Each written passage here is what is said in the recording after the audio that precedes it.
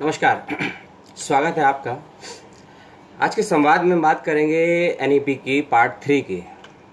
सभी चर्चाएं संवादों विमर्शों के मध्य में कई द्वंद्वों और विमर्शों के बाद ये चर्चा आपके समक्ष की जा रही है। इसके शैक्षणिक पक्ष और उसके कानूनी पक्ष दोनों की बात की जाएगी और भारतीय दंड संहिता के आधार पर कुछ अनुच्छेदों के आधार पर भी बात की जाएगी। जैसा कि आपके अंतर्गत बताया गया था कि लगभग 10 से 17 पॉइंटों की बात की जाएगी इसके अंतर्गत, और पार्ट 1 पार्ट 2 में जो भी बातें की गई थी उसमें से भी कुछ बातों का रिपीटेशन होगा। इस संवाद में इस बात का भी ध्यान रखिएगा। जो भी नए व्यूअर हैं इस वीडियो को देखेंगे और जो कुछ समय के बाद जोड़ेंगे तो कुछ ही मिनटों के बाद वीडियो बिना एडिट किए हुए आपको यूट्यूब चैनल पर भी प्राप्त हो जाएगा।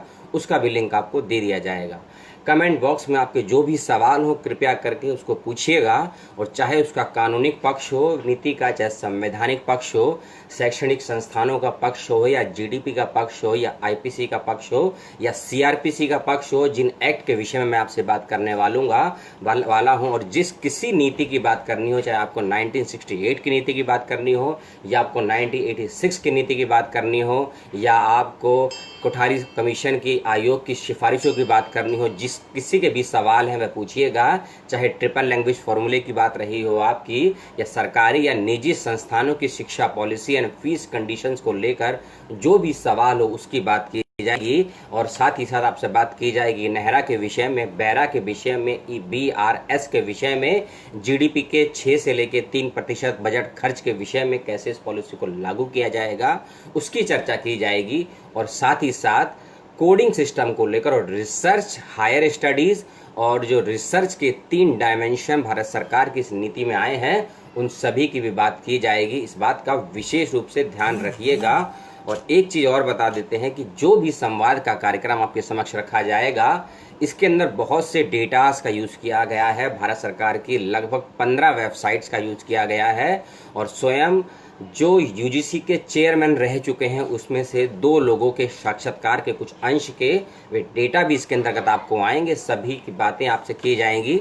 इस लंबे संवाद में कम से कम 45 मिनट से लेकर 60 मिनट तक का ये संवाद होगा, इसलिए धैर्य से चीज़ों को सुनिएगा, समझिएगा, और जहां आपको डाउट लगे, जहां आपको कॉन्फ्लिक्ट लगे, संघर्ष की स्थिति पैदा हो मेरे संवाद में किसी डेटा में, वहीं सवाल कीजिएगा और सवालों को सिलसिलेवार तरीके से लिया जाएगा।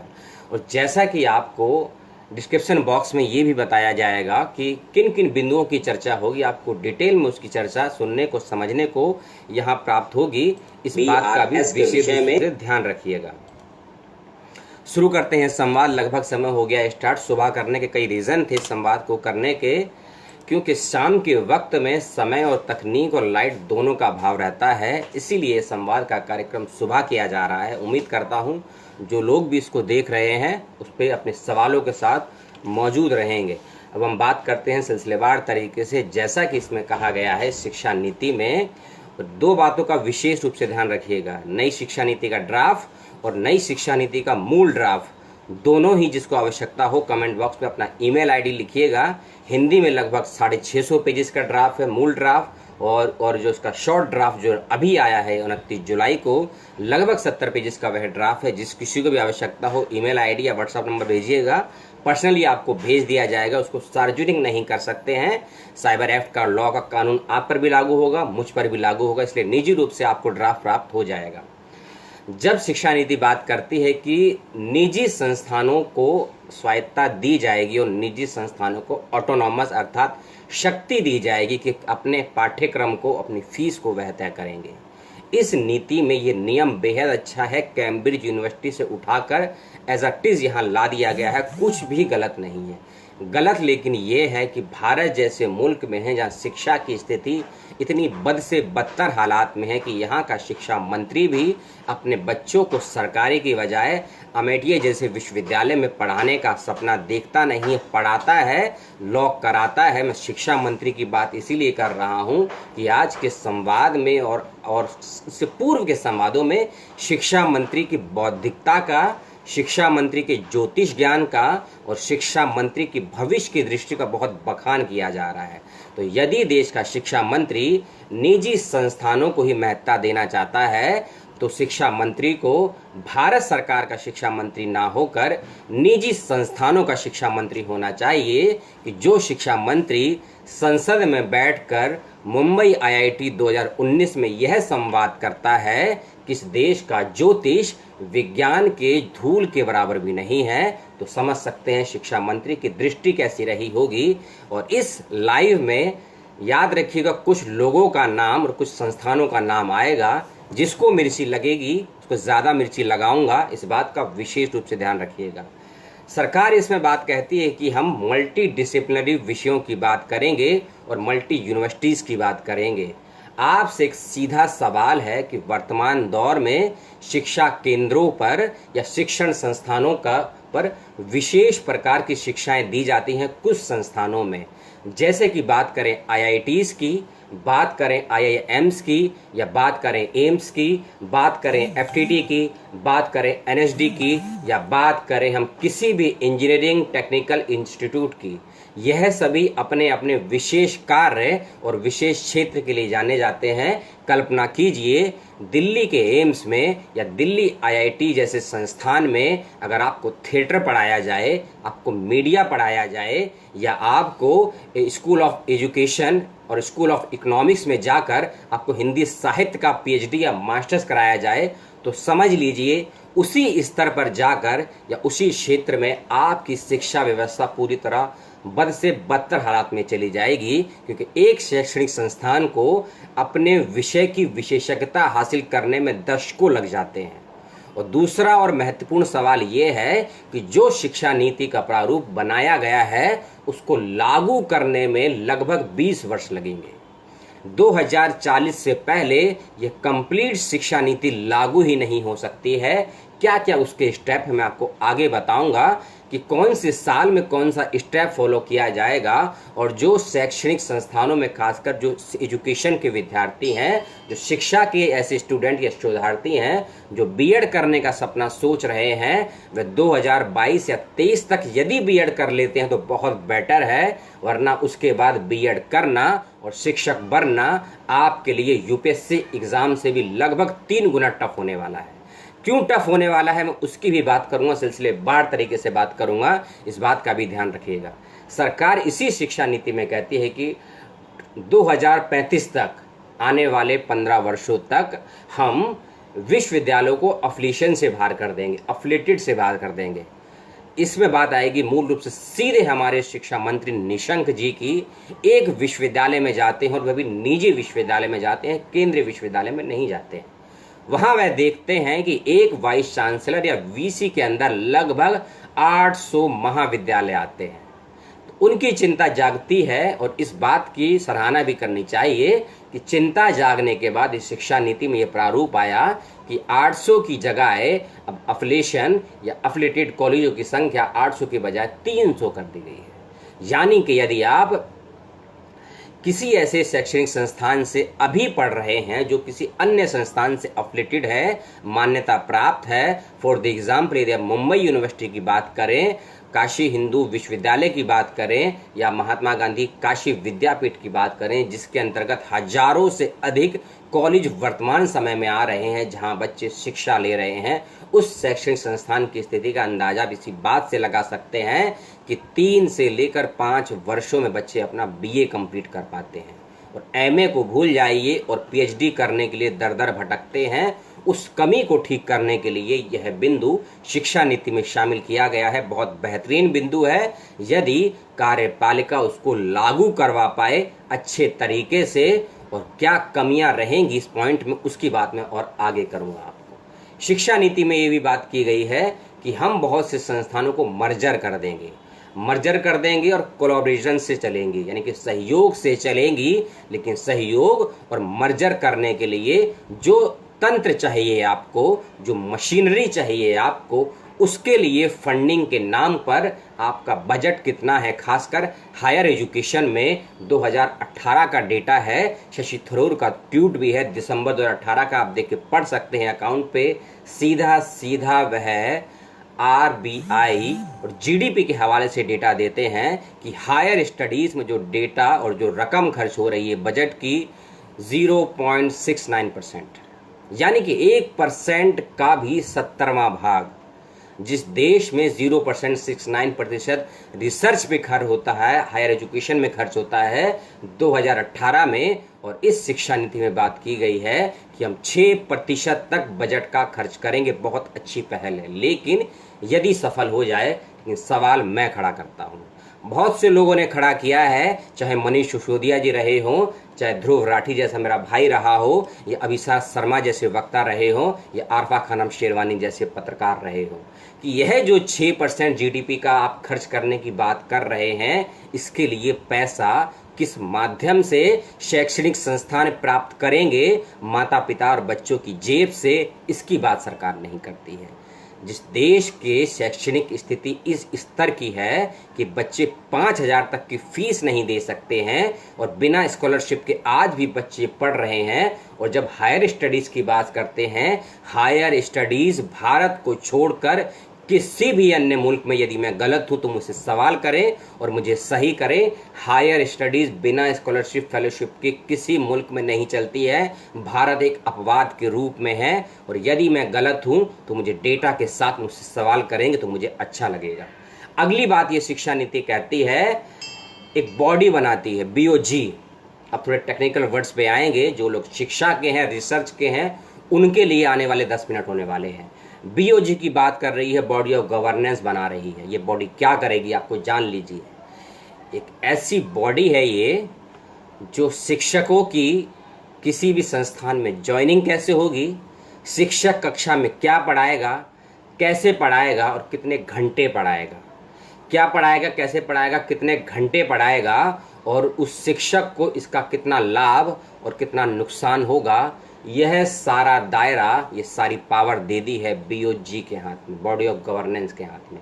इससे पहले ये पावर केवल और केवल विश्वविद्यालय के प्रिंसिपल और उस यूनिवर्सिटी के वाइस चांसलर के हाथ में हुआ करती थी, यानी कि शक्ति और क्षमताओं का विकेंद्रीकरण था। जब हम विकेंद्रीकरण की बात करते हैं तो सीधे हमको 1936 की शिक्षा नीति या वर्धा शिक्षा योजना और सीधे हमको महात्मा गांधी की बुनियादी शिक्षा तालीम याद आती है, यदि हम बीओजी को हटा देते हैं। क्योंकि जैसे ही सत्ता, जैसे ही शिक्षा और जैसे ही शैक्षणिक संस्थानों में रिसर्च की बात होती है, और यदि शक्ति किसी एक केंद्र के हाथ में आ जाती है, तो वहीं हमको तानाशाही शिक्षा प्रणाली का रूप देखने को मिलता है, जो एफडीआई के नाम पर 1911 से लंदन में चल रहा है, 1917 के बाद से वर्ल्ड ट्रेड सेंटर के आसपास चल रहा है, वहाँ के शैक्षणिक संस्थानों में चल रहा है। उस बात का ध्यान रखिए, बीओजी जरूर बनाइए, लेकिन बीओजी में शिक्षकों को और स्टूडेंट्स को क्षमताएं दीजिए, पावर दीजिए कि उनके लिए क्या सही हो सकता है और किस सीमा तक सही हो सकता है। ये क्षमताएं आप उन दोनों विभागों में बांटिए, दोनों ही यूनिट्स में डिवाइड कीजिए। ये शिक्षा नीति बीओजी के आने के बाद याद रखिए 2 चीज़ें नष्ट कर देगी। और जैसा कि मैंने आपको बताया, मूल प्रारूप जरूर पढ़िए, जिसमें शिक्षा मंत्रालय ने ये भी कहा है आपसे कि लगभग 2 लाख से अधिक लोगों का हमने सुझाव लिया है इस शिक्षा नीति के प्रारूप को तैयार करने के लिए। तो उन्हीं 2 लाख लोगों को पुनः मेल करना चाहिए मंत्रालय की वेबसाइट्स पर कि उन 2 लाख सुझावों में से क्या ये बीओजी वाला सुझाव किसी ने दिया था, या सरकार या शिक्षा मंत्री की दिमागी सनक है, या बौद्धिक आतंकवाद के नाम पर वे क्या परिभाषित और क्या स्थापित करना चाहते हैं। और ये बौद्धिक आतंकवाद शब्द मेरा नहीं है, ये बौद्धिक आतंकवाद शब्द इस देश की संसद में 2013 में जन्म लेता है, और 2013 में इसको जन्म देने वाले व्यक्ति कोई शिक्षा मंत्री नहीं है, देश के बहुत बड़े वकील हैं जो आज के समय जीवित हैं। 7 लाख रुपए उनकी एक डेट की फीस है। सर्च करेंगे आपको वकील का नाम मिल जाएगा, नहीं मिलता है तो मैं आपको दे दूंगा। तो बौद्धिक आतंकवाद के नाम पर आप शिक्षा में अपनी शनक को क्यों लागू करवाना चाहते हैं, ये विद्वान भी बताएं, और जो वीडियो देख रहे हैं जहां भी देखा जा रहा है वह भी बताएं। यह शिक्षा नीति बात करती है ग्रेजुएशन और मास्टर्स की। एमफिल हटा दिया है, क्यों हटाया है मैं उसकी भी बात करूंगा, और यूजीसी को खत्म करके कौन से नए ढांचे को स्थापित किया जाएगा 1 जुलाई 2021 तक, उसकी भी बात करूंगा। सरकार बात करती है कि 1 वर्ष में ड्रॉप कर दीजिए, सर्टिफिकेट लीजिए, 2 वर्ष में डिप्लोमा, 3 वर्ष में डिग्री और 4 वर्ष में रिसर्च प्लस डिग्री लीजिए। लेकिन सरकार वही मास्टर्स विषयों के टाइम पीरियड को लेकर बहुत कंफ्यूज है, बहुत द्वंद्व में है, क्योंकि इस देश में अभी तक तो मास्टर 2 वर्ष की चला करती थी, MSc हो या फिर आपका MA हो या आपका MCOM हो। लेकिन अब ऐसा नहीं होगा, और अब ऐसे से मतलब है 2022 से ऐसा नहीं होगा, क्योंकि अभी जिस शिक्षा नीति के तहत और जिस नियमों के तहत हम पढ़ रहे हैं, आने वाले 2 साल तक हायर स्टडीज में वही नियम चलेंगे। लेकिन 1 जुलाई 2012 से मास्टर्स का पूरा प्रारूप और मास्टर्स की ज्वाइनिंग का पूरा प्रारूप प्रवर्तित होने वाला है इस शिक्षा नीति के अनुसार। वह भी आपको आगे बताऊंगा। सरकार कहती है, शिक्षा मंत्री जी ये कहते हैं और पूरी पॉलिसी ये कहती है, और BOG के बारे में यदि आपको डिटेल में पढ़ना हो तो इसका ड्राफ्ट का ओरिजिनल कॉपी हिंदी का जरूर पढ़िएगा, पेज नंबर 448 से लेकर 455 के बीच के।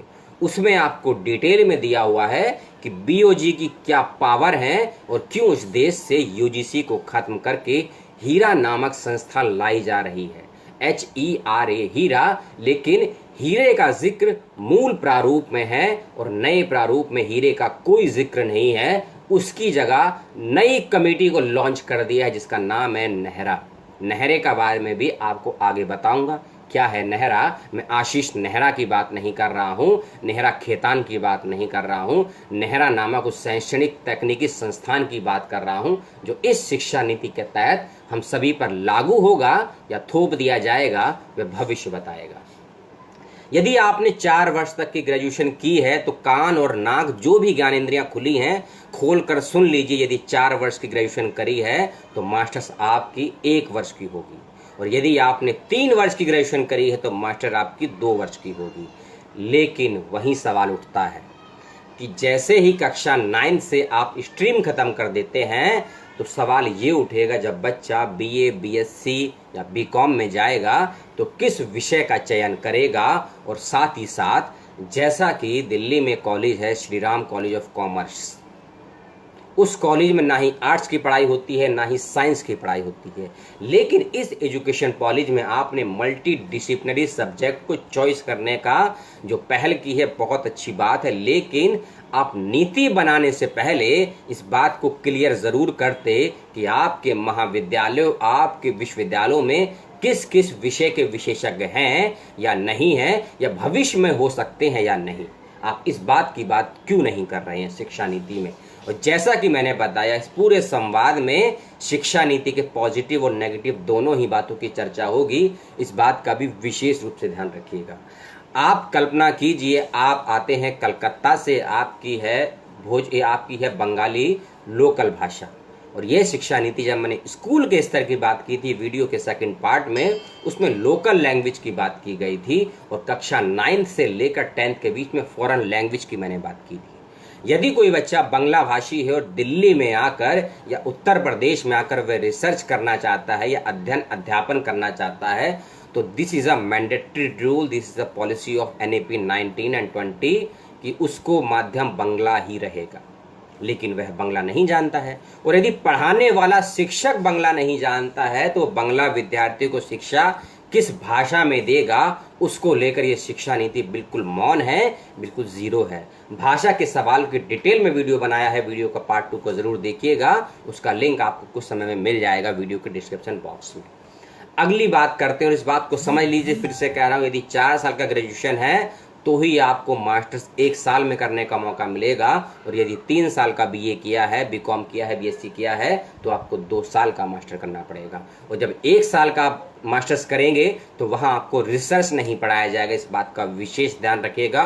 प्रोजेक्ट वर्क नहीं होगा, इंटर्नशिप नहीं होगा, और किसी प्रकार का प्लेसमेंट भी नहीं होगा। यदि 3 वर्ष का करते हैं तो ये सब कुछ मिलेगा, और 4 वर्ष का करने पर ग्रेजुएशन में ये कुछ भी नहीं मिलेगा। हो सकता है भविष्य में बदलाव हो, और जैसा ही मैंने वीडियो के पहले पार्ट में कहा था, यह शिक्षा नीति का ड्राफ्ट है, नॉट ए पॉलिसी। ये ड्राफ्ट है, और ड्राफ्ट में किसी भी वक्त, किसी भी वीक, किसी भी समय और कोई भी मंत्रालय का व्यक्ति बदलाव कर सकता है, क्योंकि संसद में पेश नहीं हुआ ये ड्राफ्ट। किसी मुख्यमंत्री के समक्ष नहीं आया है, किसी राज्य के शिक्षा मंत्री से कुछ सुझाव नहीं लिया गया है। अगर मैं गलत हूं तो बेशक ट्वीट करे कोई भी राज्य का शिक्षा मंत्री, कोई भी बुद्धिजीवी शिक्षा विद्वान कि उससे सुझाव लिया गया है, उससे चर्चा की गई है 29 जुलाई से पूर्व इस शिक्षा मंत्री इस शिक्षा नीति को लागू करने के लिए। मैं गलत भी हो सकता हूं, बिल्कुल हो सकता हूं, तो मुझे करेक्शन जरूर कीजिएगा। इस शिक्षा नीति में 3 चीजों की बिल्कुल बात नहीं की है और उसको हटा दिया गया है।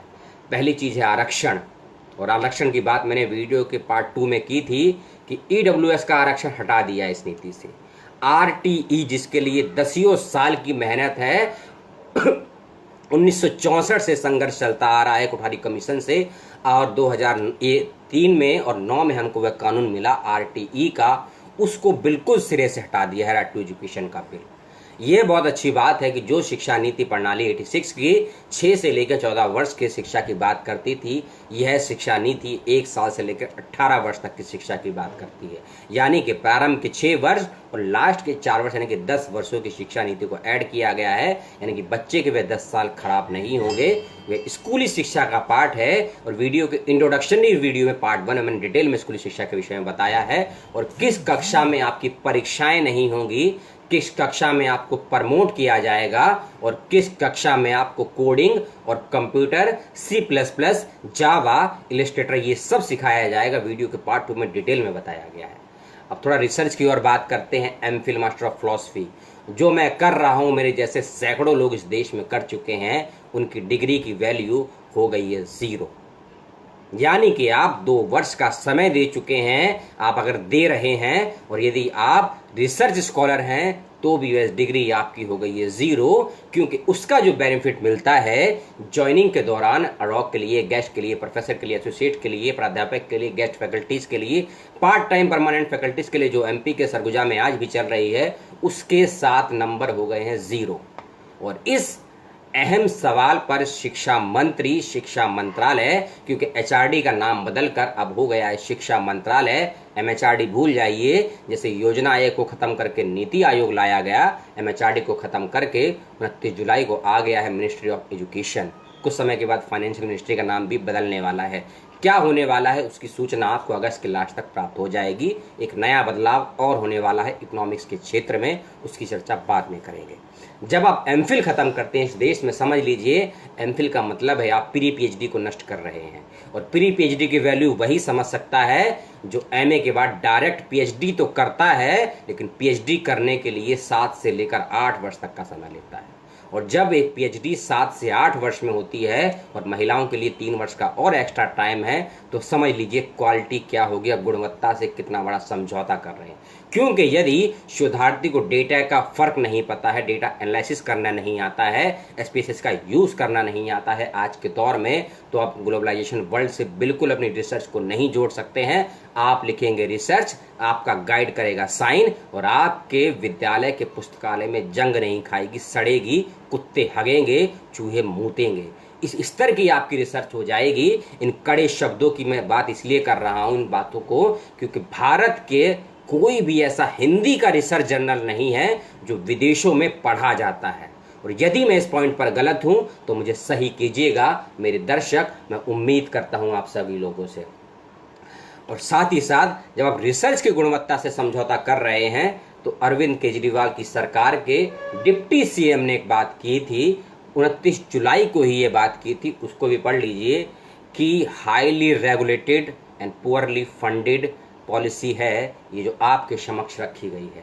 हाईली रेगुलेटेड का मतलब समझ लीजिए, एक ही व्यक्ति और एक ही केंद्र के हाथ में पूरी शिक्षा नीति की चाबी दे दी गई है और ताला हर जगह लगा हुआ है। यानी कि आप किसी भी चीज की परमिशन लेनी है, कुछ भी नया अप्लाई करना है, कुछ भी बदलाव करना है, तो उसके लिए आपको एक मंत्री, एक विभाग के शरण में जाना होगा, और वह आपकी बात को मानेगा या नहीं मानेगा यह उसके निजी विवेक पर तय करेगा। इस बात को ध्यान रखिए, क्योंकि जब यह पॉलिसी लागू की गई, जैसा कि मैंने बताया, किसी भी राज्य के शिक्षा मंत्री से सलाह नहीं ली गई। अगर ली गई होती तो इस बात का भी ध्यान रखिए, 3 अगस्त, 9 अगस्त और 11 अगस्त 3 अगस्त, 9 अगस्त, 11 अगस्त की प्रेस कॉन्फ्रेंस तो मैं नहीं कहूँगा, वर्चुअल मीटिंग में कहूँगा, देश के शिक्षा मंत्री और देश के पीएम को यह नहीं कहना पड़ता कि शिक्षा नीति पर विश्वविद्यालय, महाविद्यालय, यूनिवर्सिटी चर्चाएं कराएं, सेमिनार करवाएं। जो काम आपको करना चाहिए था पहले, उस काम को अब क्यों कर रहे हैं? क्योंकि अब वह भी इस शिक्षा नीति के ड्राफ्ट को शायद पढ़ चुके हैं, क्वेश्चन मार्क है, शायद पढ़ चुके हैं, इसीलिए अब उनको बहुत सी कमियां दिख रही हैं शिक्षा नीति में। और अगर मुझसे ओवरऑल पूछा जाए तो मैं 70% इस शिक्षा नीति को सर्वश्रेष्ठ शिक्षा नीति कहूँगा 1947 से लेकर अभी तक की। इस बात का भी याद रखिए, 73 सालों की सर्वश्रेष्ठ शिक्षा नीति है। मैं इसीलिए कह रहा हूं कि बहुत से बेहतरीन बदलाव इसमें हैं, और कौन से बेहतरीन बदलाव हैं उसकी चर्चा भी मैंने की थी पुराने वीडियोस में, उसमें आप देखेंगे। और कुछ बेहतरीन बातों की चर्चा इस वीडियो में मैं आगे भी करूंगा। यह शिक्षा नीति आपको जहां मास्टर्स दे रही है 1 से 2 वर्ष का विथ कंडीशन, विथ रिसर्च और विदाउट रिसर्च, उसकी बात की। अब आते हैं पीएचडी पर। अब पीएचडी ना ही 6 साल की होगी, ना ही 5 की, और ना ही महिलाओं के लिए विशेष रूप से 7 साल की, और ना ही पीएच कैंडिडेट के लिए 7 से लेकर 9 साल की।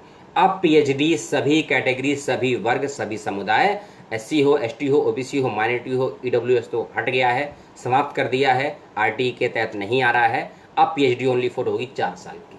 लेकिन सवाल एक पैदा होता है, जब इस शिक्षा नीति में, हमारी शिक्षा नीति यह कहती है कि विश्व के 100 सर्वश्रेष्ठ विश्वविद्यालयों को भारत में खोलने की अनुमति दी जाएगी, उसका समर्थन करती है शिक्षा नीति, और इस पॉइंट का मैं भी समर्थन करता हूं। लेकिन सवाल एक खड़ा होता है कि 2010 में जब कांग्रेस गवर्नमेंट इस प्रस्ताव को लेकर आई थी तो वर्तमान सरकार ने उसका विरोध क्यों किया था? और जब ये शिक्षा नीति कहती है कि ग्रेजुएशन हम करेंगे 4 साल का, तो 2015-16 में दिल्ली विश्वविद्यालय में 4 साल का ग्रेजुएशन लाया जा 2013-14 में 4 साल का ग्रेजुएशन लाया जा रहा था, तब भी बीजेपी गवर्नमेंट ने विरोध किया था। 2010 में विदेशी यूनिवर्सिटी का विरोध करती है, अब वह लागू करती है। 2013-14-15 में 4 साल ग्रेजुएशन का विरोध करती है बीजेपी, उसको अब लागू करती है। तो बीजेपी का दोष मैं नहीं कहूँगा, बीजेपी के मंत्रालय के कुछ मंत्रियों की सोच और सनक का ये परिणाम है कि विपक्ष की पार्टी ही सही, अच्छे सुझाव जहां से मिले उसको अपना लेना चाहिए। हो सकता है किसी विद्वान ने सलाह दी हो और इस फॉलो को लागू किया जा रहा है। अगली बात और करते हैं पब्लिक फंडेड, जो जेएनयू को लेकर, वर्धा विश्वविद्यालय को लेकर, पौंडीचेरी विश्वविद्यालय को लेकर, जादवपुर यूनिवर्सिटी को लेकर और नॉर्थ ईस्ट की यूनिवर्सिटीज को लेकर यह आरोप लगता रहा है वहाँ के एडमिनिस्ट्रेशन पर, यह आरोप लगता रहा है वहाँ के रिसर्च स्कॉलर पर, यह आरोप लगता रहा है वहाँ की फाइनेंशियल कंडीशंस के आधार पर कि वहाँ के स्टूडेंट्स को विशेष सुविधाएं दी जाती हैं। कम से कम फीस में जनता की टैक्स की कमाई पर वो लोग अय्याशी करते हैं, हरामगिर्दी करते हैं, और ना जाने कैसे कैसे शब्दों का प्रयोग किया गया है। क्षमा कीजिए, बीएचयू का नाम छूट गया है। बीएचयू की बात विशेष रूप से करूंगा, दिल्ली विश्वविद्यालय और जेएनयू के साथ करूंगा उसकी बात, जब मैं आपसे ऑटोनोमस बॉडी की बात करूंगा, और ऑटोनोमस बॉडी के नाम पर क्या कोरम एक्टिविटी चलाई जा रही है ईडब्ल्यूएस कोटे के अंतर्गत, उसकी भी बात करूंगा। जब बात करते हैं पब्लिक फंडेड यूनिवर्सिटी की, जैसा कि मैंने कहा था कि जब देश के अंदर विश्व के विश्वविद्यालय लाएंगे तो कंपटीशन बढ़ेगा, और कंपटीशन भारत का भारत से नहीं होगा, भारत के विश्वविद्यालयों का विदेशी विश्वविद्यालय से होगा। और एक बात का विशेष रूप से ध्यान रखिएगा, आप पढ़िएगा 1951 का शिक्षा मंत्रालय का एक्ट। यदि आप उसको नहीं पढ़ेंगे तो आप इस चीज को नहीं समझ पाएंगे कि 1951 में शिक्षा क्या कहती है, उसका एक्ट क्या कहता है, और आपको 1955 के संशोधन को भी समझना होगा कि उस संशोधन में, और ये जो मैं एक्ट की बात कर रहा हूं, जो मैं धाराओं की बात कर रहा हूं, उसको भी ध्यान से सुनिए। 351A को जरूर पढ़िए। 351A क्या कहता है, अनुच्छेद 27 क्या कहता है, अनुच्छेद 28 क्या कहता है, और अनुच्छेद 21 क्या कहता है। शिक्षा के संदर्भ में नाम दिया है मैंने आईपीसी के एक्ट का, सर्च आप कीजिए क्या कहता है। डिटेल में तो मैं नहीं जाऊंगा, मोटा मोटा आपको आगे बताऊंगा ये चारों एक्ट किस चीज़ की बात करते हैं। अगली बात करेंगे जब हम पब्लिक फंडिंग यूनिवर्सिटी की, तो समझ लीजिए वह खाली यहाँ पर अपनी ब्रांचेस खोलेंगे और कुछ भी लेकर नहीं आएंगे अपने साथ। पैसा भी भारत सरकार देगी, शिक्षक भी भारत सरकार देगी, इंफ्रास्ट्रक्चर भी भारत सरकार देगी। वह लोग अपने साथ एक छोटे से चिप के अंदर अपने द्वारा और अपनी दृष्टिकोण से डिज़ाइन किया हुआ सिलेबस लेकर आएंगे सिर्फ, और कुछ नहीं लाएंगे जो इस देश की आईआईटी में चलता है, एनआईटी में चलता है, पॉलिटेक्निक्स में चलता है। इसीलिए आईआईटी हो, एनआईटी हो या आईआईएम जैसे संस्थान हो, बच्चे ग्रेजुएशन करने के बाद देश में इसीलिए नहीं रुकते हैं। तो अगर आपके बच्चे, आपका बेहतरीन दिमाग आपके देश में रहकर सेवा नहीं करेगा तो समझ लीजिए वहीं आपका ब्रेन ड्रेन की पॉलिसी 1967 की रीओपन हो जाएगी। और ब्रेन ड्रेन की पॉलिसी को डिटेल में समझना हो तो एक वीडियो का लिंक दूंगा आपको अपने गुरुजी का, उसको ज़रूर देखिएगा। उसमें आपको सच्चर भी मिलेंगे, डॉक्टर यशपाल भी मिलेंगे, और इसमें ना जाने कितने शिक्षाविद मिलेंगे जो ब्रेन ड्रेन की पॉलिसी को आपको अच्छे से समझाएंगे। और इस शिक्षा नीति के समझ में समझिए कि जो आपका बेहतरीन दिमाग है, जो आपका बेहतरीन माइंड एंड मस्तिष्क है, अगर वह आपकी शिक्षा नीति में आपके देश के विकास में सहयोग नहीं दे रहा है, विदेशी मुल्क में जाके विकास के नाम पर काम कर रहा है, चाहे नासा में 30% वैज्ञानिक भारतीय हों या कनाडा में 80% डॉक्टर भारत के हों, तो समझ लीजिए जब शिक्षा के क्षेत्र में भारत का बेहतरीन ब्रेन विश्व के अन्य मुल्कों में सहयोग देगा, सेवाएं देगा, तो आपकी प्रतिभाओं का पलायन वहीं नष्ट हो जाएगा, या कहें पतन होने की पहली सीढ़ी पर कदम रख चुका होगा। तो उस पॉलिसी को लागू करने के लिए और भारतीय ब्रेन ड्रेन को बढ़ाने के लिए, ऐसा मुझे लगता है और बहुत से शिक्षाविदों से जिनसे मैंने ईमेल के माध्यम से संपर्क किया, उनका भी यही मानना है कि यदि विदेशी विश्वविद्यालय भारत में आते हैं, आप मल्टी डिसिप्लिनरी सब्जेक्ट चलाइए, कोई बुरा नहीं है, लेकिन जैसे ही आप मल्टी डिसिप्लिनरी यूनिवर्सिटीज़ की बात करते हैं, जब आप MERU की बात करते हैं, जिसका मैंने आपको जिक्र किया था, नेहरा से पहले आता है MERU, तो मल्टी डिसिप्लिनरी यूनिवर्सिटीज़ के बहुत प्रॉब्लम्स हैं। फंडिंग कहाँ से होगी, शिक्षक क्या पढ़ाएंगे, कैसे पढ़ाएंगे, और एक अहम चीज़, पढ़ने वाले स्टूडेंट कौन से होंगे विदेशी यूनिवर्सिटीज़ में। उसमें झुग्गी वाला बच्चा क्या पढ़ सकता है, जिसके माता पिता नहीं है, लावारिस है, क्या वह पढ़ सकता है? वैश्याओं के बच्चे क्या पढ़ सकते हैं उसमें? क्या थर्ड जेंडर उसमें पढ़ सकता है? नहीं पढ़ सकता है। उनकी साफ क्लियर कट पॉलिसी है, पेज नंबर 530 से लेकर 535 को पढ़ लीजिएगा। मूल ड्राफ्ट में साफ साफ दिया हुआ है, multi disciplinary education and universities के विषय में डिटेल में दिया हुआ है। मैं हिंदी के ड्राफ्ट की बात कर रहा हूँ, इंग्लिश में हो सकता है 15 से 30 पेज का फ़र्क हो, उसको भी ज़रूर पढ़िएगा।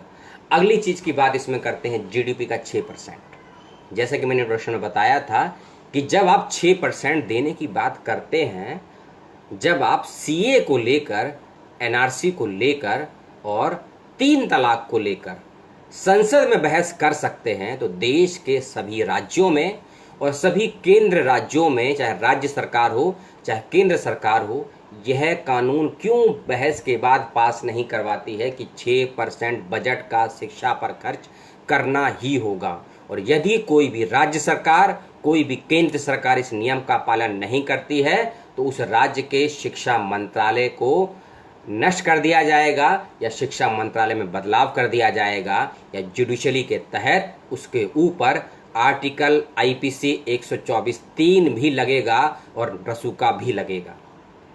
क्यों नहीं हो सकता है? आप बात कर रहे हैं बजट का 6% हम शिक्षा पे खर्च करना चाहते हैं, और उस 6% में से भी लगभग 2.5% हम हायर स्टडीज़ पे खर्च करना चाहते हैं। कह क्यों रहे हैं? उसके लिए नीति नियम कानून क्यों नहीं बनाते हैं? यदि आप 7वां पे कमीशन संसद में पास कर सकते हैं शिक्षकों की सैलरीज के लिए, तो इस देश में बजट का 6% शिक्षा पर ही खर्च हो। रुपेश सर का बहुत बहुत धन्यवाद, मेरे गुरुजी हैं, वह जुड़े, उनका बहुत बहुत धन्यवाद सर। कोई कमी हो तो सर सुझाव जरूर दीजिएगा। आप बजट का 6% लागू करना चाहते हैं, तो उसके लिए आप कानून बनाइए और संसद में बहुमत के साथ उसको पास कीजिए। यदि आप लोकपाल बिल का बिल संसद में सरकार के अकॉर्डिंग पास कर सकते हैं, तो 6% बजट का GDP पर खर्च हो, इसके लिए आप कानून क्यों नहीं बनाते हैं? नीति मत बनाइए। नीति और कानून के फर्क को आम जनता नहीं समझती है, नीति परिवर्तित हो सकती है और कानून को बदलने के लिए 80% अर्थात 2/3 लोगों का, सांसदों का बहुमत चाहिए मौजूदा सत्र की मौजूदा सरकार में। इस 80% फर्क को वही राजनीति विज्ञान के विद्यार्थी, शोधार्थी, शिक्षक समझ सकते हैं जो संसद में किसी भी बजट को, किसी भी कार्रवाई की चर्चाओं को विशेष रूप से देखते हैं और समझते हैं। यह जीडीपी यह एजुकेशन पॉलिसी एक और फॉर्मूले की बात करती है, ABC।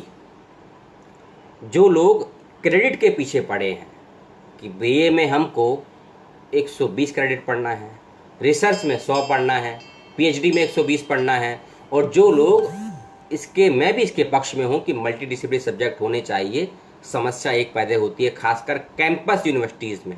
कैंपस का मतलब है जिस यूनिवर्सिटी का अपना कॉलेज नहीं होता, जैसे कि जेएनयू, जैसे कि बीएचयू, जैसे कि वर्धा, जैसे कि हैदराबाद, लगभग 80% विश्वविद्यालय भारत में कैंपस बेस हैं।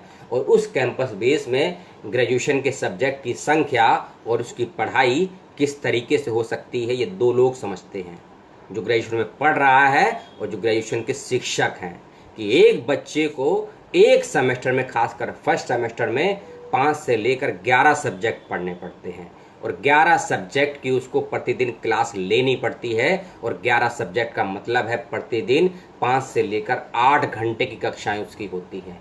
और जब बच्चा 45 मिनट से लेकर 55 मिनट का एक लेक्चर लेता है केवल 5 मिनट के ब्रेक के साथ, तो समझ लीजिए उस बच्चे का मानसिक शोषण कर रहे हैं। और जब आप मानसिक शोषण कर रहे हैं तो उस मानसिक शोषण के इलाज करने के लिए आपके चाहे स्कूल हो, चाहे विश्वविद्यालय हो या यूनिवर्सिटी हो, आपके लिए एक्सपर्ट नहीं है साइकोलॉजी के जो बच्चे की मानसिक समस्याओं का समाधान कर सकें। आपके पास काउंसलर नहीं है। एम्स जैसे संस्थान में काउंसलरों की कमी है, इस बात को समझिए। और शिक्षा मंत्री अगर वीडियो को देख रहे हैं, पुनर्विचार करें कि इस देश के विद्यालयों में तो 0%, महाविद्यालयों में 5% और कैंपस में 1 से 2% ही काउंसलर शिक्षक मौजूद हैं। और जिस देश में काउंसलर शिक्षक मौजूद ही नहीं है, आप वहां बच्चों का मानसिक शोषण क्यों कर रहे हैं, खासकर ग्रेजुएशन के शिक्षकों और ग्रेजुएशन के विद्यार्थियों पर। इसमें boys, girls and third gender भी आते हैं। ये अच्छी बात है कि जब 377 को मान्यता मिली आईपीसी के तहत, तो थर्ड जेंडर को भी और LGBTQ को भी शामिल किया गया शिक्षा के क्षेत्र में और शिक्षण के क्षेत्र में। उसकी बात ज़रूर से ज़रूर कीजिएगा, पुनर्विचार कीजिएगा। मैं ABC की बात कर रहा था, एकेडमिक बैंक ऑफ क्रेडिट। जो विद्यार्थी और जो शिक्षक बच्चों को इसी कारण फेल कर दिया करते थे कि बच्चे शिक्षक के मन मुताबिक सब्जेक्ट का चयन नहीं करते हैं। इसको डिटेल में समझिएगा। और यह इस शिक्षा पॉलिसी का सबसे बेहतरीन में से पॉइंट एक है कि अब बच्चों को ये चूज नहीं करना है कि एक सेमेस्टर में उसको 20 क्रेडिट पूरे पढ़ने हैं या 24 क्रेडिट पढ़ने हैं। वह 20 क्रेडिट यूनिवर्सिटी में किसी भी विभाग से सब्जेक्ट लेकर पूरा कर सकता है। आप फिजिक्स पढ़िए, म्यूजिक पढ़िए, कुकिंग पढ़िए, प्लम्बरिंग पढ़िए या आर्किटेक्चर पढ़िए। फिर मैंने एक सवाल खड़ा किया था आपसे, यदि आपके पास शिक्षक नहीं है आर्किटेक्चर पढ़ाने के लिए, आर्कियोलॉजी पढ़ाने के लिए, इंफ्रास्ट्रक्चर के इंजीनियरिंग पढ़ाने के लिए, लेकिन बच्चा पढ़ना चाहता है, तो यह शिक्षा नीति शिक्षक की व्यवस्था नहीं कर रही है, सब्जेक्ट की व्यवस्था कर रही है। यानी कि बच्चा सेल्फ कितना स्टडी कर पाएगा। और यदि बच्चे को सेल्फ स्टडी ही करनी है तो यह CBS नाम का ढोंग धतूरा क्यों छोड़ा गया देश में 2016 में, कि बच्चा अपनी इच्छा के अकॉर्डिंग सब्जेक्ट का चयन कर सकता है। यदि विद्यार्थी अपनी इच्छा के अकॉर्डिंग सब्जेक्ट का चयन कर सकता है तो ये महाविद्यालय, विश्वविद्यालय, यूनिवर्सिटी को व्यवस्था करनी चाहिए कि उस विषय के अकॉर्डिंग शिक्षक भी बच्चे को प्राप्त हो। ऐसा ना हो आपके बीत जाएं 5 महीने, 6ठे महीने में हो परीक्षाएं, आप पेपर ब्लैंक छोड़ाएं, तो बच्चे एक ही जवाब लिखेंगे कि शिक्षक की कमी के अभाव में हम परीक्षा में फेल हो गए। और उसमें बच्चे का ही 100% जोर दिया जाएगा और बच्चे से उम्मीद की जाएगी कि बच्चे ने शिकायत क्यों नहीं की प्रशासन पर जाकर कि उसके पास शिक्षक नहीं आते हैं पढ़ाने के लिए। जनाब, बच्चा फीस देता है आपको पढ़ने के लिए और पढ़ाने की व्यवस्था हेड की होती है, डीन की होती है, वाइस चांसलर की होती है। प्राचार्य अर्थात प्रिंसिपल्स की होती है कि किस विश्वविद्यालय में विद्यार्थी को शिक्षक कैसे मिलेंगे और किस प्रकार से अध्यापन होगा। ये बच्चे का अधिकार है शिक्षा लेना और विश्वविद्यालय का कर्तव्य है शिक्षा देना। जिस विषय में विद्यार्थी शिक्षा लेना चाहता है, इस पक्ष पर एनईपी बिल्कुल मौन है। आरक्षण पर मौन है, दलितों आदिवासियों पर मौन है, आरटीई पर मौन है और एक विशेष पक्ष इस शिक्षा नीति में खेल अर्थात स्पोर्ट्स का जीरो जिक्र है। खेल और स्पोर्ट्स को प्रमोट करने का कोई जिक्र नहीं है इस शिक्षा नीति में। यदि मैं इस पॉइंट पर गलत हूं, मुझसे आप सवाल कीजिएगा कि इस शिक्षा नीति में खेल को स्थान क्यों नहीं दिया गया है। इस शिक्षा नीति में एनएसएस को और एनसीसी को स्थान जरूर दिया गया है, लेकिन इस शिक्षा नीति में ईसीए को काट दिया गया है। मैं स्वयं ईसीए का विद्यार्थी रहा हूं दिल्ली विश्वविद्यालय में लगभग 7 वर्षों का। उसका क्या बेनिफिट हो सकता है, उसके फर्क को मैं जानता हूं, लेकिन इस शिक्षा नीति में वीवॉक जैसे सब्जेक्टों को स्थान दिया गया है। वीवॉक और ईसीए के फर्क को समझिए। आज के समय में भी दिल्ली विश्वविद्यालय में केवल एक कॉलेज है, कॉलेज ऑफ वोकेशनल स्टडीज, चिराग दिल्ली शेखसराय में पड़ता है। उस कॉलेज में केवल वोकेशनल स्टडीज की पढ़ाई होती है, लेकिन सवाल यही पैदा होता है कि जो विद्यार्थी वहां से ग्रेजुएशन पास करके निकलते हैं, 80% विद्यार्थियों को दिल्ली विश्वविद्यालय में ही मास्टर्स कोर्स में एडमिशन नहीं मिलता है। क्योंकि यदि उस बच्चे ने पेंटिंग में बीए किया है, यदि उस बच्चे ने फाइन आर्ट में बीए किया है, यदि उस बच्चे ने म्यूजिक में बीए किया है, तो मास्टर्स नहीं होती है इन विषयों में दिल्ली विश्वविद्यालय में। बच्चे का करियर, बच्चे का समय, बच्चे की मनी और माँ बाप की उम्मीद तीनों ही कब्रिस्तान में दफन कर दी गई है इस वीवॉक के नाम पर। और कई शैक्षणिक संस्थानों में वीवॉक आज भी चल रहा है, लेकिन वीवॉक के नाम पर क्या पढ़ाया जा रहा है उस चीज को समझिए और इस चीज को जानिए। जो लोग शिक्षक हैं और जो लोग अपने आप को रिसर्च स्कॉलर कहते हैं, वह भी इस चीजों पर चिंतन करें और सवाल करें अपने विश्वविद्यालयों में प्रशासनिक अधिकारियों से, क्योंकि यही शिक्षा नीति आपको ये भी अधिकार दे रही है, जो कि बहुत बेहतरीन पॉइंट है कि आप क्रिटिकल थिंकिंग को और क्रिएटिव थिंकिंग को प्रमोट करेंगे। ये शिक्षा नीति का बेहतरीन पार्ट है जो आज से पहले केवल और केवल कुछ शैक्षणिक संस्थानों तक ही जीवित था। यह क्रिटिकल थिंकिंग और ये तार्किक समझ का दृष्टिकोण जेएनयू में था, वर्धा विश्वविद्यालय में था, जाधवपुर में था, शांति निकेतन में था और महात्मा गांधी काशी विद्यापीठ में था कि वहां के बच्चे तर्क करते थे, लोकतंत्र के नाम पर प्रशासनिक अधिकारियों के सामने नारे भी लगाते थे, धरना भी देते थे। लेकिन अब वही क्रिटिकल थिंकिंग और लॉजिकल सोच के साथ इस शिक्षा नीति में पहल की गई है कि जो भी गलत है उस पर सवाल उठाएं और जो बच्चे करना चाहते हैं उसकी डिमांड बच्चे करेंगे और सप्लाई प्रशासन करेगा। इकोनॉमिक्स का मांग एंड सप्लाई का नियम यहाँ लागू होता है, यानी कि बच्चों के कहने पर ही अब शिक्षा दी जाएगी और शिक्षक उसको देगा, ऐसी व्यवस्था की गई है। लेकिन उसका ब्लूप्रिंट क्या है भविष्य के लिए, इसके ऊपर शिक्षा मंत्रालय अभी तक 14 जुलाई है, 14 अगस्त अभी तक मौन है। कैसे शिक्षक आएंगे, कैसे उनकी ट्रेनिंग होगी और कैसे सब्जेक्ट्स का बंटवारा होगा, इन सभी विषयों पर अभी तक तो मौन है। पूरे ड्राफ्ट में कोई जिक्र नहीं है। और लैंग्वेज, पढ़ाने के लैंग्वेज की बात नहीं कर रहा हूँ, ड्राफ्ट की भाषा को समझिए। ड्राफ्ट की भाषा ना हिंदी है ना अंग्रेजी है, ऐसे ऐसे शब्दों का प्रयोग किया गया है जैसा कि मैंने वीडियो के पार्ट में आपको 3 भाषाओं की डिक्शनरी लेकर बैठना पड़ेगा। उर्दू की डिक्शनरी को, पॉलिटिकल साइंस की डिक्शनरी को, अर्थशास्त्र की डिक्शनरी को। आप बात कर रहे हैं शिक्षा की, आपको पॉलिटिकल साइंस और अर्थशास्त्र के शब्द ही मिले प्रयोग करने के लिए। आप बहुविकल्पीय या बहुभाषीय ड्राफ्ट क्यों नहीं बना सकते थे?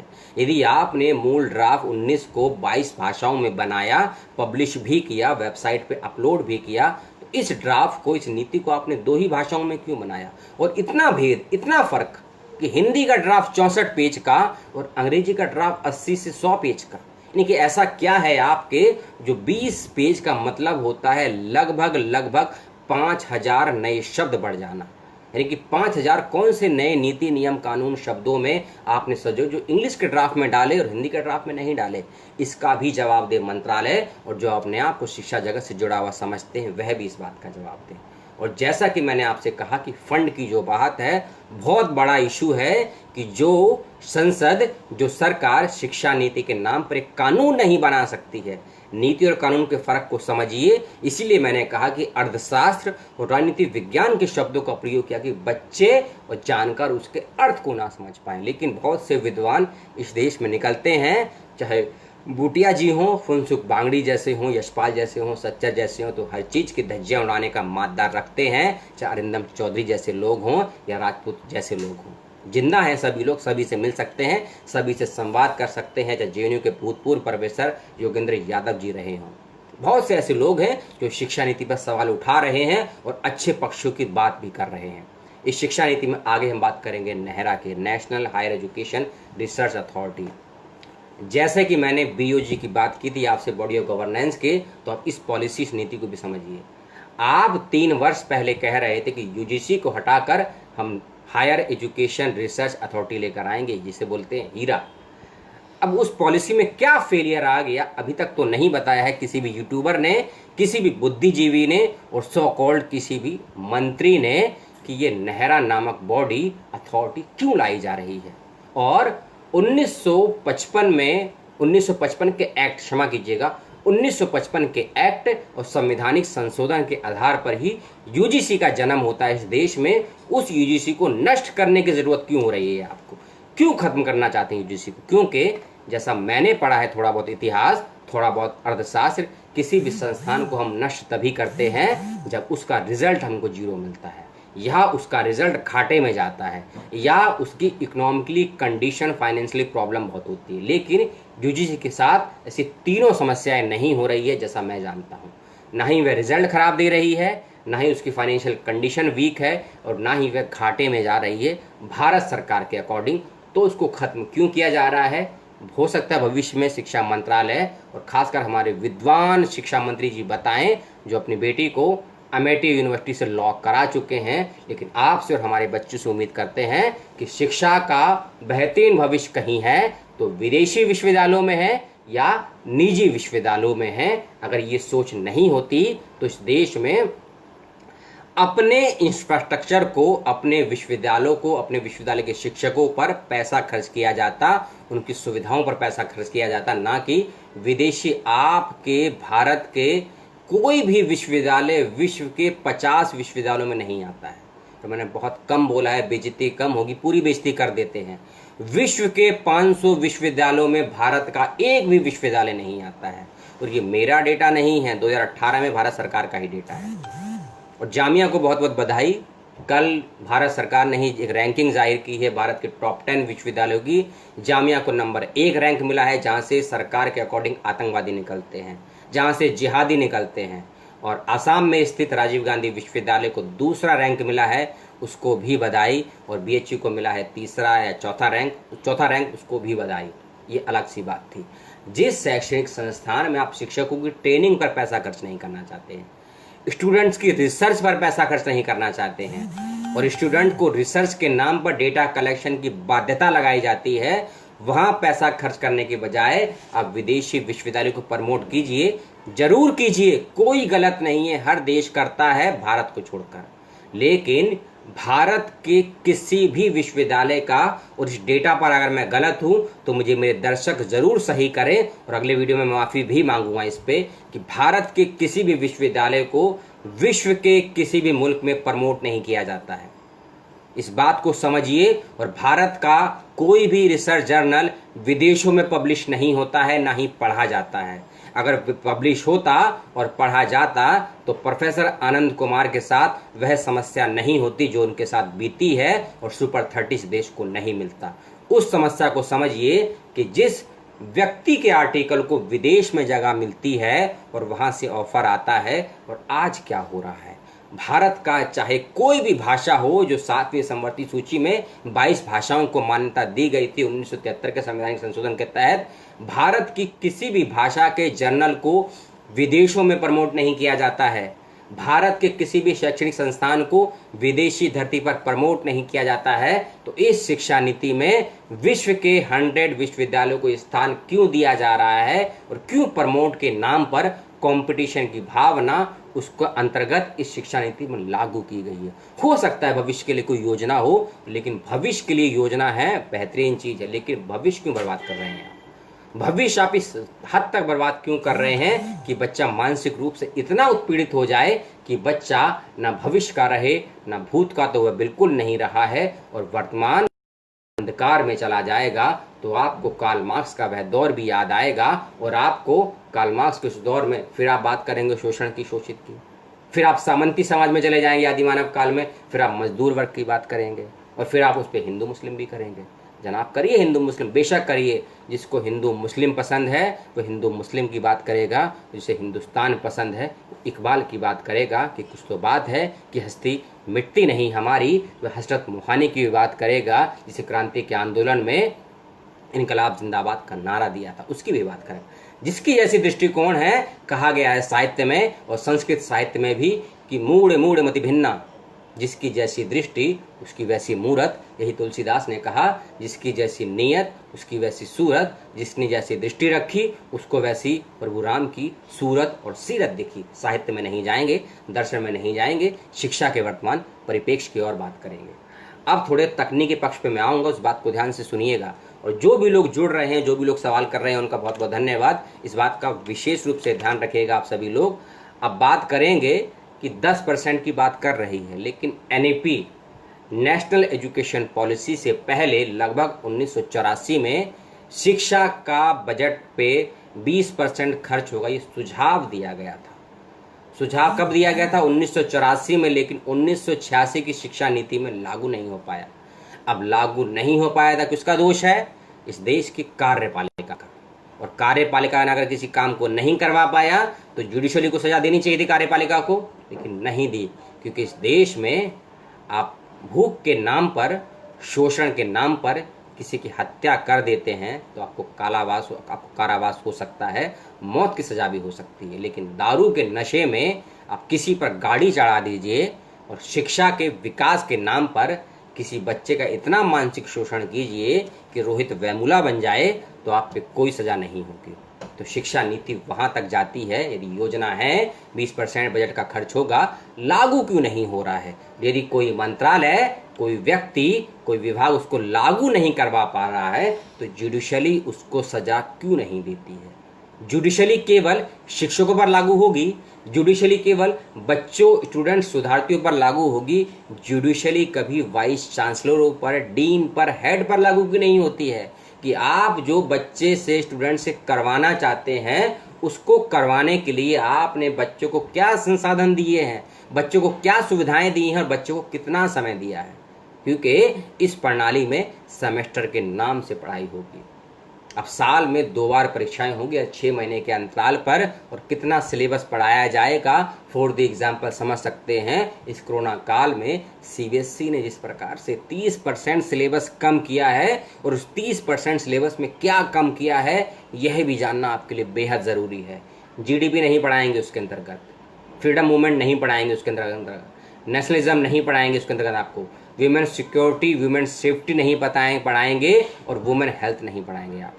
आपको अलजेब्रा नहीं पढ़ाएंगे, पूरा ट्रिग्नोमेट्री नहीं पढ़ाएंगे, और पूरा जीडीपी का ग्रोथ रेट नहीं बताएंगे आपको, और बजट कैसे बनता है, पेश होता है इकोनॉमिक्स में, वो नहीं पढ़ाएंगे। डिमांड एंड सप्लाई नहीं पढ़ाएंगे आपको, भू विज्ञान नहीं पढ़ाएंगे आपको, अर्थ साइंस नहीं पढ़ाएंगे आपको, सी साइंस नहीं पढ़ाएंगे, समुद्र विज्ञान। जब बेसिक चीज़ आप पढ़ाएंगे ही नहीं, सीबीएसई में जो आपने नष्ट कर दिया है आने वाले 1 साल के लिए, तो शिक्षा में कितना रिड्यूस करा होगा, खासकर हायर स्टडीज़ में, उसकी कल्पना भी कीजिएगा। मेरे जितने भी दर्शक उसको देख रहे हैं और इस पर अपने सवाल करने का प्रयास कर रहे हैं। अगली बात करते हैं, अनुच्छेद 28 की मैंने बात की थी आपसे, और अनुच्छेद 21 की भी बात की थी। जब आप मौलिक अधिकारों में अनुच्छेदों की बात करते हैं, क्योंकि अनुच्छेद 28 कहता है कि संविधान के तहत आपको अधिकार है शिक्षा लेने का, और गुणात्मक अर्थात क्वालिटेटिव शिक्षा लेने का। क्वांटिटी की बात नहीं कर रहा है, क्वालिटी की बात कर रहा है। और जब हमारा संविधान शिक्षा में गुणवत्ता से समझौता नहीं करता है, आईपीसी आर्टिकल 28-29 के तहत, तो इस शिक्षा नीति में मात्रा बढ़ाने पर इतना जोर क्यों दिया गया है? तो कहने की बात है कि गुणात्मक शिक्षा को प्रमोट किया जा रहा है। जितनी बातें मैंने आपसे की और मुझसे पूर्व आपने जितने लोगों को सुना है, समझिए और एनालिसिस कीजिए कि मात्रात्मक को अर्थात क्वालिटी को बढ़ाने की बात की गई है या क्वांटिटी को बढ़ाने की बात की गई है। क्वालिटी को या क्वांटिटी को यह शिक्षा नीति किसकी बात कर रही है? ऐसा मेरा मानना है कि ये क्वांटिटी को बढ़ा रही है, क्वालिटी को नष्ट कर रही है, और जो क्वालिटी वर्तमान में चल रही है उसको मानना नहीं चाहती है, क्योंकि इस शिक्षा नीति ने पूर्व के सुझावों को और वर्तमान योजनाओं को मानने से या कहें स्वीकारने से इनकार कर दिया है। और जो उनकी बातों को नहीं मानेगा उसके ऊपर नए नए नीति नियम के नाम पर सजा का प्रावधान भी है। क्या है सजा का प्रावधान, इस वीडियो के 5वें और अंतिम भाग में आपको बताऊंगा, जो हो सकता है 5 या 7 दिन के बाद आपके समक्ष होगा, क्योंकि वह कानूनी पक्ष है और उसके लिए बहुत से रिसर्च की आवश्यकता है। उसके बाद वह वीडियो बनाऊंगा जो इसके सजा के प्रावधान का कानूनी पक्ष होगा, आईपीसी, सीआरपीसी और सीपीसी के आधार पर उसकी मैं बात करूंगा। और उसी में मैं उस मॉडल की भी बात करूंगा उसी वीडियो में कि कैसे हमने विदेशी विश्वविद्यालयों के किन किन मॉडल को अब अडॉप्ट किया है, अप्लाई किया है। एक और चीज़ की बात करते हैं इसके अंतर्गत कि 1986 की शिक्षा नीति में जो सरकार कह रही है कि सबसे अंतिम शिक्षा नीति है, उसकी 34 साल के बाद यह शिक्षा नीति आई। 1986 की शिक्षा नीति में अडल्ट एजुकेशन पे और मॉनिटरीज पे और तीसरा एम्पावरमेंट पे, यानी कि कैसे आप निगरानी रखेंगे, कैसे आप प्रौढ़ शिक्षा को बढ़ावा देंगे और कैसे आप सशक्तिकरण करेंगे। और इस सशक्तिकरण में महिलाएं भी हैं, स्त्रियां भी हैं, वरिष्ठ भी हैं। जब इन 3 चीज़ों की बात कर रही है तो इस शिक्षा नीति में इन तीनों ही बिंदुओं को क्यों हटा दिया गया है? अडल्ट एजुकेशन का जिक्र नहीं है, एम्पावरमेंट का जिक्र ही नहीं है, मॉनिटरिंग है लेकिन एक संस्थान के हाथ में है, बीओजी नामक संस्थान के हाथ में। अगर ये सुझाव गलत हैं तो पिछले 34 सालों से क्यों ढोए जा रहे हैं? और अगर ढोए जाने की मजबूरी है तो अब इनको एकदम नष्ट क्यों कर दिया गया है? और अगर नष्ट कर दिया गया है, जिन विश्वविद्यालयों में, महाविद्यालयों में ये आज भी चल रहे हैं, उन्होंने विरोध क्यों नहीं किया है कि हमारे यहाँ तो ये अच्छा रिजल्ट दे रहे हैं, अच्छा परिणाम दे रहे हैं, भविष्य के लिए अच्छे लोगों को तैयार कर रहे हैं, अडल्ट एजुकेशन हो, एम्पावरमेंट हो या मोनेटाइज हो। लेकिन शिक्षा मंत्री और शिक्षा मंत्रालय की सिफारिशों के तहत कुछ विशेष बुद्धिजीवियों ने को इस शिक्षा नीति से हटा दिया है। क्यों हटाया है वह लोग बताएंगे। इस शिक्षा नीति में बात की गई क्रिटिकल थिंकिंग की। अगर आप विशेष दृष्टि रखते हैं, व्यवस्थाओं से सवाल करते हैं, शिक्षा में क्या और कैसे पढ़ाना है इस पे सवाल करते हैं, तो क्रिटिकल थिंकिंग के नाम पर जेएनयू के साथ क्या हुआ, डीयू के साथ क्या हुआ, एएमयू के साथ क्या हुआ, बीएचयू के साथ क्या हुआ, यूनिवर्सिटी ऑफ हैदराबाद के साथ क्या हुआ और जादवपुर और वर्धा विश्वविद्यालय के छात्र छात्राओं के साथ क्या हुआ, बीते 3 से 4 सालों में पूरे विश्व ने देखा, पूरे भारत ने देखा। आप क्रिटिकल थिंकिंग को स्वीकार ही नहीं करना चाहते हैं और आप इस शिक्षा नीति में बात कर रहे हैं क्रिटिकल थिंकिंग को लागू करने की। यदि लागू हो जाए, जैसा कि मैंने कहा, बेहतरीन पक्ष है यदि लागू हो जाए, क्योंकि जब मैं यदि लगाता हूं और मैं यदि इसलिए लगा रहा हूं कि इस शिक्षा मंत्री के कुछ विशेष विद्वान विशेष सनक के साथ, विशेष जिद के साथ इस शिक्षा नीति को लागू करवाना चाहते हैं और अपने अकॉर्डिंग इतिहास में अपना नाम दर्ज करवाना चाहते हैं। इतिहास किसी की जागीर नहीं है और इतिहास किसी के बाप की रखैल नहीं है। इतिहास से बनता है और इतिहास आपके कर्म से बनता है। आपके कर्म सही हैं या गलत हैं, इसका प्रमाण पत्र और इसकी स्वीकृति आपको समाज देता है, संस्थान नहीं देता है, नेता नहीं देते हैं। आपने क्या काम अच्छा किया है, क्या काम बुरा किया है, इसकी प्रामाणिकता आपको समाज देता है, कोई सरकार नहीं देती है, कोई नेता नहीं देता है। इतिहास में नाम उसी का दर्ज होगा जिसे समाज स्वीकृति देगा, समाज जिसे स्थान देगा। और जो व्यक्ति, जो विभाग, जो नीति आलोचनाओं से, सवालों से, तार्किकता से भय खाती है, डरती है, तो समझ लीजिए उस व्यक्ति का शारीरिक विकास तो हो जाएगा, मानसिक और बौद्धिक विकास नहीं होगा। ऐसा मेरा भी मानना है, विवेकानंद का मानना है, ज्योतिबा का मानना है, टैगोर का मानना है और बहुत बड़े विद्वान दार्शनिक रोमा रोला का भी मानना है। और गांधी जी तो इसके परम ज्ञाता ही थे, क्योंकि महात्मा नामक कोई डिग्री नहीं ली थी इन्होंने, समाज ने उनको महात्मा कहा था और एक व्यक्ति ने उसको सम्मानित भी किया था। आगे चलते हैं। 351A की मैंने बात की, और 351A में साफ साफ, और 351A में आईपीसी की बात कर रहा हूँ, 351A में प्राथमिक शिक्षा की बात की गई है। और प्राथमिक शिक्षा में बात की गई है कि प्राथमिक शिक्षा का माध्यम जो होगा वो मातृभाषा होगा, मदर टंग होगा। जब 351A में अनुच्छेद में ये बात कही गई है कि प्राथमिक शिक्षा मातृभाषाओं में होगी, और इस शिक्षा नीति में 2 कदम आगे जाकर मातृभाषा के पास साथ स्थानीय भाषाओं को और लोकल भाषाओं को स्थान दिया गया है। लेकिन सवाल फिर खड़ा होता है, इस शिक्षा नीति में इसको डिफाइन नहीं किया गया है कि कौन सी मातृभाषाएं हैं, कौन सी स्थानीय भाषाएं हैं, कौन सी लोकल भाषाएं हैं। एक सवाल और है भाषा का, जब हम विदेशी भाषाओं को पढ़ने और सीखने पढ़ाने की बात करते हैं तो इस पॉलिसी में चाइनीज भाषा को बाहर रखा गया है, अरबिक को बाहर रखा गया है। आपने अरबिक को बाहर क्यों रखा? जितने भी स्कैंडिनेवियन और इस्लामिक कंट्रीज हैं सबकी भाषा अरबिक है। इस बात को कान खोलकर सुन लीजिए और ठान के कहीं लिख लीजिए। जिस विश्व के अंदर लगभग 30% से अधिक विश्व की भाषा इस्लामिक अरबिक है, आपने उस भाषा को ही बाहर करके रख दिया। और विश्व की सबसे ज़्यादा आबादी वाला देश चीन, आपने उसकी भाषा को बाहर रख दिया। क्यों नहीं पढ़ाएंगे आप? ऐसी क्या मजबूरी है कि आप इन 2 भाषाओं को ही नहीं पढ़ाएंगे? और यदि आप इन 2 भाषाओं को नहीं पढ़ाना चाहते हैं तो वर्तमान में जिन भी शैक्षणिक संस्थानों में चाइनीज या फिर अरबिक के पाठ्यक्रम चल रहे हैं, क्या उनको बंद करेंगे आप? दिल्ली विश्वविद्यालय में चाइनीज में बीए भी होता है, एमए भी होता है, एमफिल भी होता है, पीएचडी भी होता है। वर्धा विश्वविद्यालय में होती है एमफिल पीएचडी, जेएनयू में होती है एमफिल पीएचडी, बीए होती है चाइनीज में, अरबिक में। तो क्या आप बंद कर देंगे इन शिक्षण संस्थानों को जो लोग कर रहे हैं? और जो लोग, कल्पना कीजिए, चाइनीज से या अरबिक से पीएचडी कर चुके हैं, क्या उनकी पीएचडी को रद्द कर देंगे आप?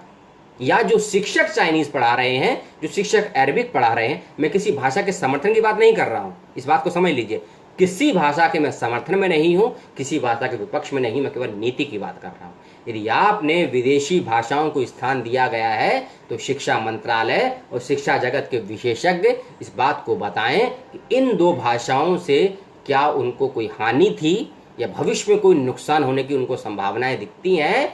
इसीलिए उन्होंने इस 2 भाषाओं को विदेशी भाषाओं की कैटेगरी से बाहर रखा गया है। यह मुझे वे विद्वान लोग बताएं और बताएंगे तो बेहद अच्छा होगा। अब हम बात करेंगे थोड़ी सी फोकस को लेकर।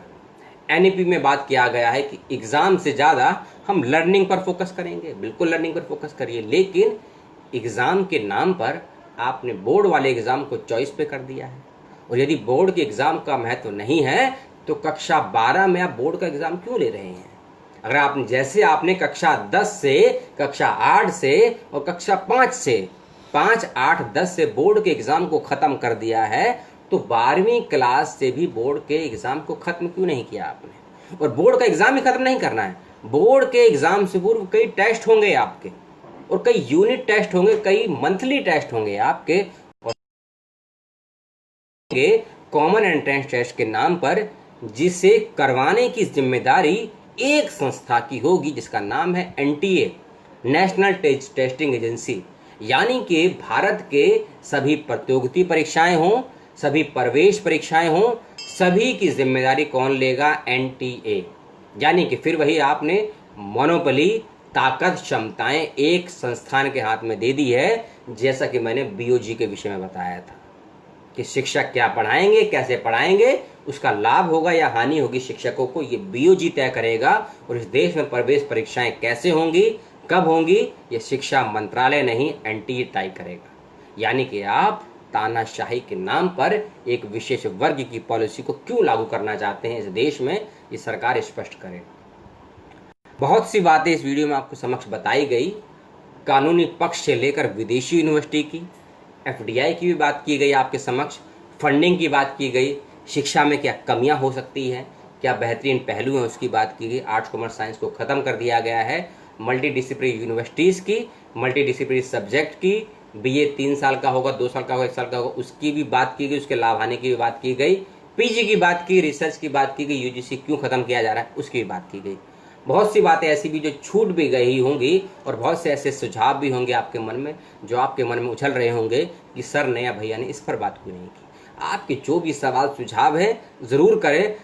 भविष्य में उन पर भी वीडियो बनेगा, उन पर भी चर्चाएं होंगी, क्योंकि ये एजुकेशन पॉलिसी ऐसा विषय है कि 2 या 10 या 20 वीडियो पे बात नहीं हो सकती है, क्योंकि ये देश के भविष्य की बात है। और जब देश के भविष्य की बात होती है तो उनको बच्चों का जिक्र आता है, और बच्चों से पहले हमें उनके माता पिता का जिक्र आता है, और माता पिता से पहले हमें उसकी आर्थिक स्थिति का जिक्र आता है।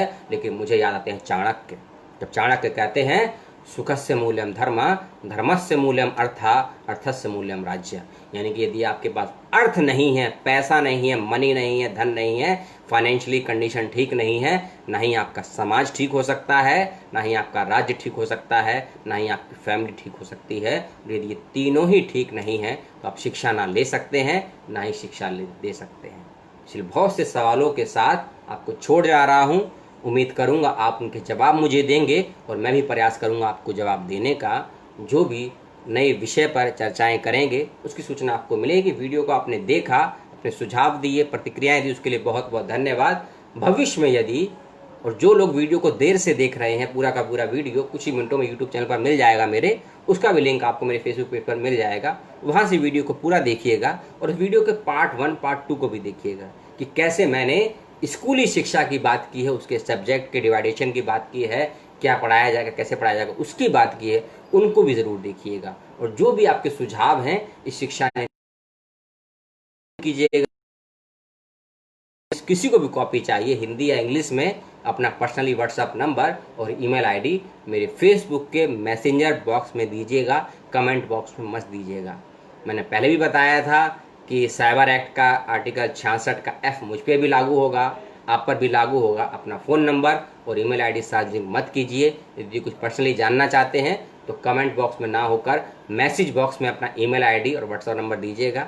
जो मुझे मेल करना है, जो आपको चाहिए मुझे बताइएगा। आपने देखा और बहुत पसंद किया, बहुत बहुत धन्यवाद। मिलते हैं किसी अगले वीडियो में। सभी को नमस्कार, सत श्री अकाल, आदाब और जय हिंद, जय भारत, सलाम।